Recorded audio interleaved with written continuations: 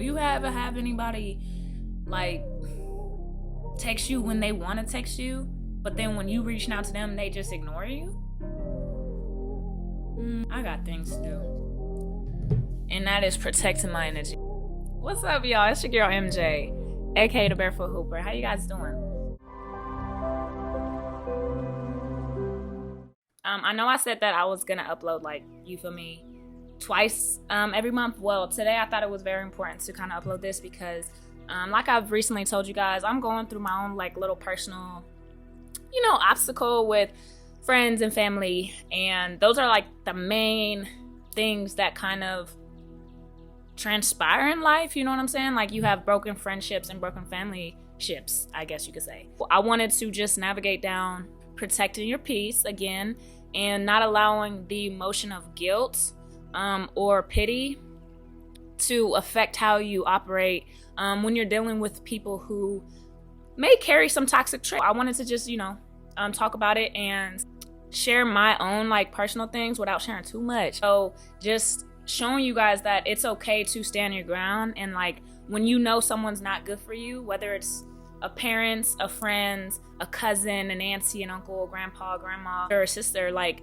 you have to stand your ground, because sometimes I found myself in it too. Like, there will be times where I know I'm wrong, and instead of like working on myself or expressing how, like, I know that was my fault, I apologize, and like I'm gonna work on it, you know what I'm saying? Instead of expressing it that way, we'll tend to point the finger at whoever's basically telling us about ourselves. This is going to be a very short video, but I wanted to use this time and express that it is okay to put your guard up and protect your energy circle, because I'm sorry for hitting the mic. Think about it. Like, when you really, really work on yourself and find yourself like in tune with yourself, nothing else matters, right? And then you'll find out that, like, while you're working on yourself, there are so many different energies amongst our energy circles that sometimes want to take that energy. I'm telling you, don't let them take it, because they'll hit you with the pity, they'll hit you with the guilty card. But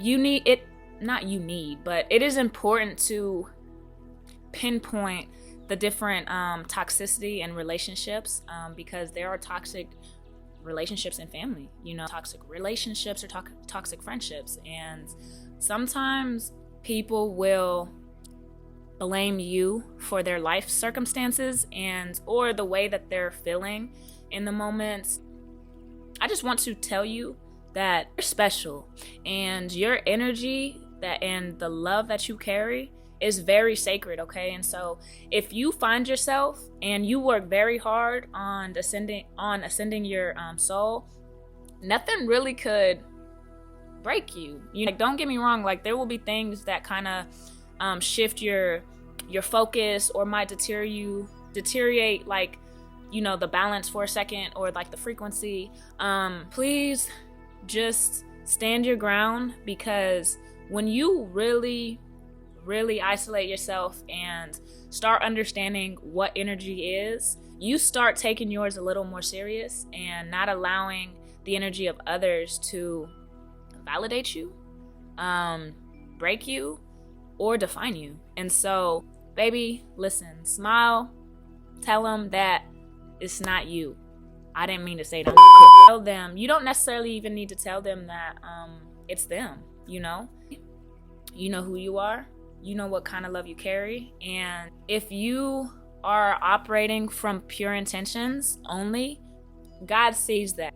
It's basically like, that's basically it. Don't let the wrong energies tell you about your energy. You'll know when the energy just doesn't match. I have family members and friends who only decide to hit me up, need like a booster, which is completely fine, because I love to share my happiness and my euphoric emotion and just aura. You know what I'm saying? Much fun in this lifetime. It just kind of depends on, the Bible texted me. Amen, maybe. Responding to family, fuck. It feels really good at first, to get a call from them, but then they kind of hit you with all the troubles that they're going through. And I'm not gonna lie, sometimes it's hard, because when you are opening your door to different energies outside of your own, you're also allowing their emotions to be rubbed off on you. And so if anybody's an empath, I'm very much an empath. And so when people are sharing sad stories or angry stories or happy stories, like, I feel it about troubles or hardships that they may be facing. Like, I just want to help. I'm just here to tell you that the extension that you're given is more than reachable. But at the end of the day, sometimes it's up to the receiver to reach out and extend their arm too for that help. And if you're that person who, notices always getting reached out to, you're in that corner and no one's there anymore to listen to you. And so, listen, it happens to the best of us, okay? This is just a part of life, and how we navigate through it is up to us. Just because they're telling you that, I need this, or I need that, or I need this, I need that, or you should do this, you should do that, like, I've known you, da-da-da-da-da-da. Okay? If you have a very kind heart, this world will eat you up. You could stand your ground. You could love from afar. If you don't want that energy who's always asking and asking and asking, expecting, you need to change your energy circle. It isn't hard. It is hard, but it's worth it.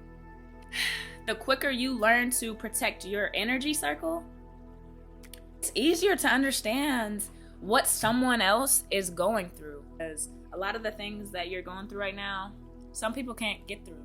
And I applaud you, because not everyone knows your story, and you're the only reader at this point, but the reader and the author. And so with that knowledge, I want you to understand that since you are the author of your book and your life, you can select which characters you want in your story. You could choose how long they're in your story. You could choose what they do in your story. And you could choose what you learned with them being in your story. And so I feel like as long as you know yourself, protect your energy, help, but with boundaries, listen to understand rather than listening to respond, and loving each other unconditionally. Revolutionary love, and it's non-conditioned. So no matter what you do, even if you feel like, I want to help you because I understand what it's like to be going through this life struggle or obstacle that you are facing right now, because I've been there, I'm going to lend my hand and help, but I'm also going to have a boundary because of the energy that I do want to protect, okay? And you're not alone when it comes to people trying to make you feel like you're wrong for not helping them anymore or protecting your energy. You're not wrong at all. It lets you, again, choose who is going to be a part of your story, and it allows them to understand why they're not a part of the story or why they are a part of the story. Pick wisely with who you want in your story. And I don't mean that in a negative way in terms of, oh, they hurt you, so fuck them, they ain't a part of your story. No. So just because they hurt you does not mean that they don't get to be a part of the story. If you don't share your lesson or learn from it, one, you will not grow, and two, you'll be doing exactly what they're doing to you, which is just blaming.